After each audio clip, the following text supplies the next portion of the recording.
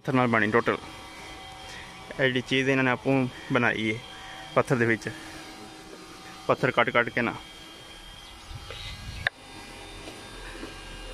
यह मस्जिद रतमीर होंदी पई है इनू तकरीबन वाह साल हो गए ने।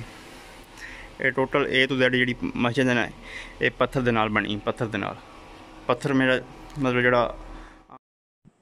अस्सलाम वालेकुम बिस्मिल्लाहिर्रहमानिर्रहीम। अल्लाह ताला दी रहमत कर मुश्किल नाल अज दा व्लॉग करना शुरू। मैनू पूरी उम्मीद है कि ठीक हो अल्लाह तुहानू खुश रखे, दुख दर्द तकलीफां दूर रखे ते जिहड़ी इस टाइम बीमारी फैली अल्लाह तुहानू इस तो महफूज रखे। इसे दुआ दे नाल अज दा व्लॉग करना शुरू। अज असी जिहड़ी जगह ते तुहानू लैके जा रहे हैं वीडियो बनाने वास्ते, वो जगह बड़ी इंटरस्ट है, बड़ी मतलब वेखण वाली जगह है। वो मस्जिद शरीफ है, मस्जिद अल्लाह दा घर है। मस्जिदां सारियां अल्लाह दा घर होंदियां ने ते खूबसूरत होंदियां ने। असल काम होंदा है मस्जिद नूं आबाद करना। बाकी जिहड़ी मस्जिद असीं गए ना ते बड़ी मतलब दिलकश है, बड़ा वेखण दा नज़ारा आउंदा है। वो इस वास्ते वेखण दा नज़ारा आउंदा है, और जिहड़ी मस्जिद है ना वो ज़ेरे तमीर है कीरां वाली मस्जिद, मतलब कीरां वाली पिंड जेह्ड़ा ना ओहदे विच ओह ज़ेरे तमीर है, उत्थे ओह मस्जिद बनदी पई है। वो मस्जिद मतलब उत्थे जेह्ड़े रहण वाले ने उन्हां दा आखना है कि 20 साल हो गई है, 20 साल हो गए ने एह् चलदी आ रही तमीर होंदी, मतलब अरे मुकम्मल नहीं होई, अरे तमीर होंदी पई है। ते मतलब 1999 भी शुरू होई है जां 2000 च, तां ही 20 साल बनदे ने, 13 ताईं मुकम्मल नहीं होई। बल कम्म नेड़े लगे है ते ओह् मुसलसल मतलब कोशिश करदे ने रात दिन। ते एह् जेह्ड़े पीर साहब ने ओह् जिन्हां दा मतलब आइडिया हा मस्जिद बनाने दा, ओह् वफात पा गए ने। अल्लाह ताला मतलब दुआ है उन्हां अगे कि उन्हां दी कब्र मुबारक दे करोड़ां रहमतां नाज़िल फरमाए, आमीन। ते एह् पीर साहब दा आइडिया हा कि ओह् मस्जिद बनान। ओह् पीर साहब दा नाम मैनूं याद नहीं, माजरत। ते अच्छा ओह् मस्जिद ओहदे विच मतलब इंटरस्ट केह् है, ओह् मस्जिद टोटल ए तो लैके ज़ेड ताईं पत्थर दी बनदी पई है।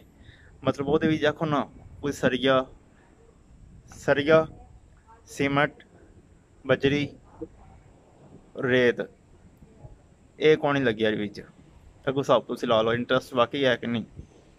सरिये तो बगैर कोई चीज़ खलो जाती है, नहीं खलोंदी। वो टोटल मस्जिद पत्थर तो बनदी पई, मतलब ए टू ज़ेड लैके ओहदियां जेह्ड़ियां नींहां ने ओह् भी पत्थर दी बनियां ने। मतलब असीं टाल चढ़ के गए ना, तुहानूं मैं दिखावां दा।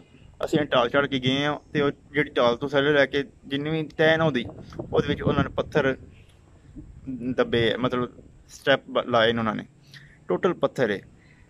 आपस च जिकन पत्थर नहीं जोड़ी दा, मतलब कह लो असीं किल नाल कोई चीज़ जोड़ने आ, उन्होंने भी ओहदे विच भी किल नहीं लाए, ओह् पत्थर हार दियां।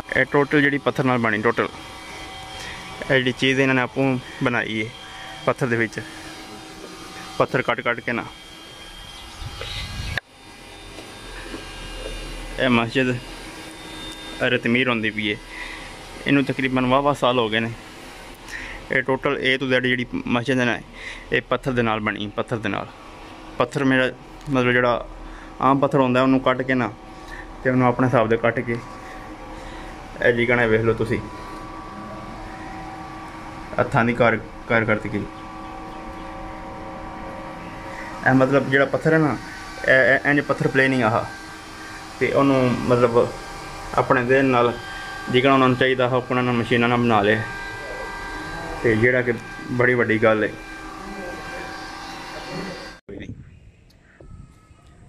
बाकी ओहदे जेह्ड़े मसले ने ते ओह भी पत्थर दे मतलब बन रहे ने। मतलब पत्थर दे विच उन्होंने जेह्ड़ी चिकन मसाले दी पट्टी नहीं होंदी, ओह पट्टी उन्होंने अपने पत्थर दे विच छाया कीती है, ओह भी पत्थर दी है। जिकन काली पट्टी नहीं होंदी पत्थर च पाने असीं आम घरां विच, उन्होंने बरीक पट्टी लै के ना ओह पत्थर दे विच मतलब जिकन मसाले होंदे ने, मसाला टाइप पैह्लां पत्थर कट्टेआ, अग्गों चूंज वगैरह पिच्छों जिकन साफ मसाला होंदा है, उस बाद उन्होंने पट्टी विच लाई है। ते बड़े खूबसूरत मस्जिद मतलब जदों तमीर होवे दी बड़ी खूबसूरत है, हुण भी बड़ी खूबसूरत है। ते टोटल पत्थर दी बनदी मस्जिद वेख लो टोटल मैं दीवारां ते अंदरां छत ते टोटल जी पत्थर नाल बनदी पई है। किकन वेख लो कारकरदगी होई।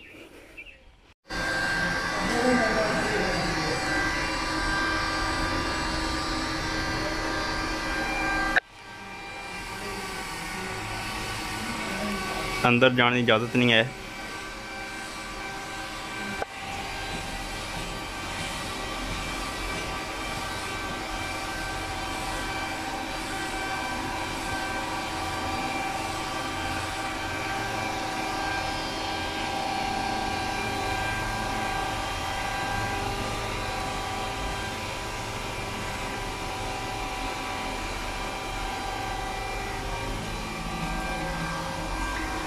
वेख लो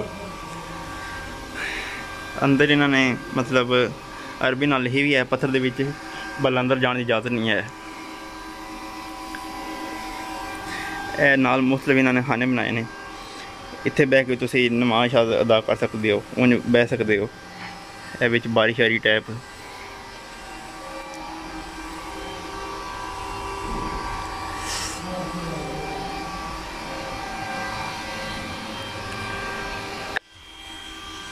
इनू राह जाता है। वो वेख्या जिन्होंने पत्थर कट्ठा किया वो ढेर सारा, तो उन्होंने कट कुट के अपने हिसाब से बना लेंगे ने।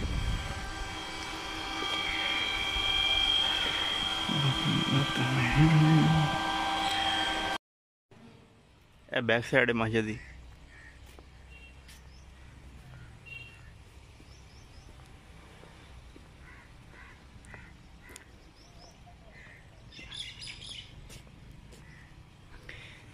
ये मस्जिद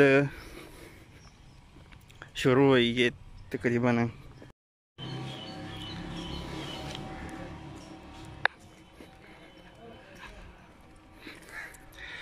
वेख लो कितनी मंजी स्टाक पई, 4 पाई।